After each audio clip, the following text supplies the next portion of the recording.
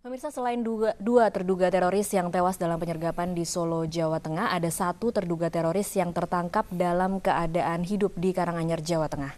Lalu apa cerita yang tertinggal di balik penyergapan ini? Salah satu terduga teroris bernama Bayu di Karanganyar. Iqbal Himawan akan mengajak kita untuk mewawancarai keluarga terduga teroris Bayu di Karanganyar. Iqbal, silakan. Ya, Robert dan Tasya, di balik penyergapan salah satu terduga teroris yakni Bayu Setiono yang berumur 22 tahun di Dusun Tempel, Kelurahan Gondangrejo, Karanganyar, Jawa Tengah, tersisa satu cerita yakni salah tangkap. Petugas Densus 88 anti teror sempat salah menangkap mertua dari Bayu yakni Bapak Wiji. Dan untuk mengetahui seperti apa kronologis penyergapan pada saat Jumat malam, pada saat terjadi salah tangkap tersebut, sekarang saya sudah berada di rumah Bapak Wiji, tepatnya di Dusun Tempel, Gondangrejo, Karanganyar, Jawa Tengah. Dan saat ini saya sudah berada dengan istri dari Bayu Setiono. Boleh berbincang sebentar, Mbak? Oke, Mbak, bisa diceritakan, Mbak, kejadian pada saat penyergapan pada Jumat malam ini? Pada saat itu kan Mas Bayu tidur di kamar ini. Nah, setiap hari pintu ini kan dikunci. Nah, kok diingat tuh ada rame-rame apaan, dia jangan bergerak gitu. Nah, habis itu ada suara tolong gitu. Nggak taunya pintu ini mau tak kunci, mau tak buka kuncinya, ada dobrakan dari luar bawa palu besar. Habis itu tak buka, ini udah hancur. Untung aja nggak kena aku. Habis itu aku keluar. Terus suami bilang, tanya, apa dek, itu aku nggak tahu aku gitu toh. Terus aku langsung lihat bapak di depan pintu itu, keadaan diborgol. Sama mukanya udah hancur semua, nggak karuan mukanya itu. Terus aku langsung nututi bapak ke situ. Habis itu terus aku ke situ ngerangkul bapak. Tahu-tahu anakku di sampingku sambil nangis-nangis.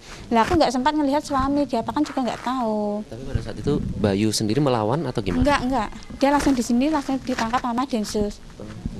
Jadi waktu itu melihat Bapak sudah dalam keadaan diborgol ya, di sini ya. Oke, waktu saat itu ada berapa petugas yang banyak. Mbak lihat? Nggak sempat jumlah berapa, nggak tahu, pokoknya banyak. Oke, baik. Ada puluhan atau mungkin lebih? Lebih. Oke. Membawa apa saja Mbak saat itu yang Mbak sekilas Kira lihat? itu bawa kayak apa ya, tembak senjata itu loh. Nah habis itu sama ya yang saya lihat itu pokoknya palu besar itu sama jangan bergerak gitu. Tapi saya di sini terus, di sini orang buahnya itu. Udah. Ya, dan untuk mengetahui bagaimana kejadian salah tangkap yang menimpa mertua dari Bayu yakni Bapak Wiji, kita saat ini akan berbincang langsung dengan Bapak Wiji. Mari Mbak.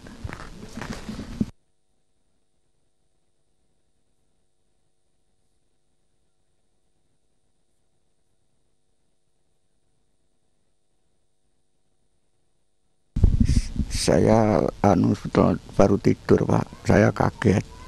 Kedatangan itu di saya itu didorong-dorong. Ini giginya sampai rontok. Gigi sampai rontok, muka sampai lebah, Pak. Itu dijahit mukanya itu. Nah, itu saya akan dorong dengan orang yang masuk ke rumah saya. Salah saya itu apa? Atau saya tidak sadar sampai bangun tidur muka saya seperti ini. Yang saat itu Bapak lakukan, Pak, melawan atau gimana? Saya tidak melawan, Pak. Saya menghindari todongan itu. Kira perampok. Kira-kira itu perampok, Pak. Masuk ke rumah saya itu tidak izin atau tidak apa-apa gitu loh, Pak. Oke. Sebelum melakukan tindakan fisik mereka sempat bertanya atau tidak kepada Bapak? Saya tidak tanya, Pak. Dia hanya jangan lari gitu loh, Pak. Oke. Jadi kondisi Bapak sekarang seperti apa, bisa diceritakan, Pak? Masih sakit? Ya masih sering-sering sakit mumet itu, Pak. Pusing. Iya. Oke. Terutama di bagian wajah ya, Pak ya? Iya. Mbak, ini mengingat kondisi Bapak yang seperti ini, apakah sudah ada ganti rugi, Mbak, dan berapa besar? Ini kemarin cuma dikasih 1 juta dari Polsek Kalioso. Ganti rugi sebesar 1 juta rupiah dari Polsek Kalioso. Biaya pengobatan. Sedangkan aku pokoknya minta ganti rugi, pokoknya bapak ini dikembalikan dengan sewajarnya lah. Masuk manusia kalau dijadikan kayak gini, nggak manusiawi sekali gitu loh. Biaya pengobatan sendiri berapa, Mbak, sejauh ini? Sekitar masih 1.200.000. Oke. Dan masih harus menjalani perawatan ya? Iya, nah selanjutnya gimana? Siapa yang mau bertanggung jawab? Oke. Mbak, ini sekarang saya mau bertanya tentang sosok Bayu sendiri, Mbak. Seperti apa, Mbak, sosok Bayu ini? Dia ya pokoknya ya kalau bermasyarakat ya oke. Dia juga ikut kumpulan bapak-bapak juga oke. Ya kerja bakti juga oke, ikut-ikutan terus. Terus sehari-hari itu ya biasa kayak orang-orang biasa itu. Sehari-hari apa aktivitas Bayu? Dia kerja jualan edang uwuh itu. Kalau pagi dia bungkusin di rumah temennya, kalau sore dia setor-setor ke di wilayah Solo. Semoga tahun Mbak sempat terlibat pengajian-pengajian atau aktivitas? Enggak. Semenjak nikah sama aku enggak. Semenjak menikah dengan Mbak Retno, Mbak tidak mengetahui ada aktivitas pengajian atau keagamaan lain? Enggak tahu dia pokoknya di sini ta'aruf terus ngajak nikah itu, ya udah aku cocok, ya udah oke. Waktu itu yang terpikir di benak Mbak saat bertemu dengan Bayu pertama kali apa?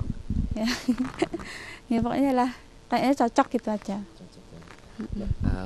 Dengan kondisi Mbak sekarang tidak mengetahui Bayu di mana, itu gimana Mbak tanggapan Mbak? Ya pokoknya saya ingin ya nanti mudah-mudahan nggak terjadi apa-apa sama dia, mudah-mudahan dia tidak terlibat masalah itu. Lah mudah-mudahan pokoknya aku minta dalam paling lama itu 1 minggu, kalau dia nggak kembali akan aku wakilkan sama Bapak Kurniawan nanti yang ganti. Pada saat itu Bapak Wiji bersama dengan Tiara ya, putri Mbak. Gimana Mbak pada saat itu? Tiara sempat melihat kondisi bapaknya pada saat itu? Sempat dia malah nangis, dia kayak trauma juga. Makanya aku kasihan sama anakku, dia ngelihat bapak kayak gini kan kasihan tau, dia nangis-nangis kalau ngelihat bayi ini, dia nggak tega mesti nangis.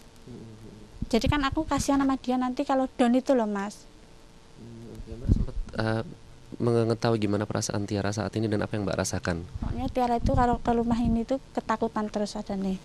Apalagi kalau melihat orang banyak kayak ini, trauma orangnya itu. Sekarang aja dia menjauh nggak mau pulang. Nah makanya kan gimana ya, mesti dia kan ketakutan terus kalau di rumah ini, ngajak kemana, ke rumah Budini gitu. Mbak sempat bertanya Mbak kepada Tiara gimana perasaannya melihat bapaknya nggak pulang-pulang atau mungkin bertanya, oh bapak dibawa kemana, nggak tahu itu salah mau, pokoknya ya aku harus dibalik itu kan ya melindungi Tiara agar dia tidak kepikiran. Abi dibawa pergi nanti pulang lagi, aku bilang gitu. Dia dikira rampok tak habis gitu, tak tipu gitu kan, kasihan anakku nanti kalau dia mikir terus. Dan nanti pulang nggak tahu, kayaknya enggak, aku ya bilang gitu. Khawatir nggak Mbak dengan kondisi kejiwaan Tiara Mbak? Ya takut, makanya aku gimana ya. Pokoknya aku pengennya Tiara itu kayak anak-anak orang biasa, orang yang lain, anak-anak yang lain gitu loh. Jadi nggak terlalu down gitu loh. Dengan kondisi sekarang tidak bisa didampingi Bayu? Maksudnya? Ya, maksudnya gimana? Kondisi Tiara tidak ada bapaknya, kemudian gimana Mbak nanti akan memberi pengertian? Mungkin dia agak kesepian, biasanya ada abinya buat bercanda-bercanda gitu. Sekarang udah nggak ada ya? Tapi untung aja saudara-saudara di sini nemenin Tiara dulu sementara ini. Kan lihat bapak udah kayak gini gitu loh kan, enggak, kalau saudara-saudara juga kasihan sama bapak, jadi masih ngerawat bapak gitu. Pokoknya aku pengennya bapak ini, aku ini pokoknya nggak terima kalau bapak diperlakukan kayak gini itu udah. Apa Mbak yang ingin disampaikan Mbak terkait kondisi bapak seperti ini dengan ganti rugi yang baru diberikan sebesar 1 juta? Ya pokoknya harus sampai sembuh dan mengembalikan nama baik, tanya bapak. Sejauh ini ada permintaan maaf Pak dari pihak yang menangkap? Ya yang penting gini saja Pak, yang penting kembalikan nama baik dan ganti sampai sembuh. Terus alat-alat yang rusak itu harus diganti Pak. Ya, nggak terima. Bapak pada saat itu sempat melihat Tiara Pak? Seperti apa Pak? Bapak aja nggak sadar, katanya nggak sadar, bapak itu nggak sadar. Iya. Nanti kan ya Tiara bingung Thomas, mau tahu-tahu ada orang masuk nggak izin nggak apa-apa, tahu-tahu langsung gebuki, pokoknya langsung aniaya bapak itu kan mesti sebagai cucunya juga takut. Ya, terima kasih Mbak dan Bapak Wiji, semoga cepat sembuh ya Pak ya. Ibu semoga cepat bisa bertemu kembali dengan Bayu. Ya itulah tadi sekelumit cerita di balik penangkapan salah satu terduga teroris yakni Bayu Setiono. Satu pengharapan yang diharapkan oleh pihak keluarga yakni permintaan maaf dan ganti rugi atas tragedi salah tangkap yang menimpa Bapak Wiji di Karanganyar, Jawa Tengah ini. Demikian Robert dan Tasya kembali ke studio.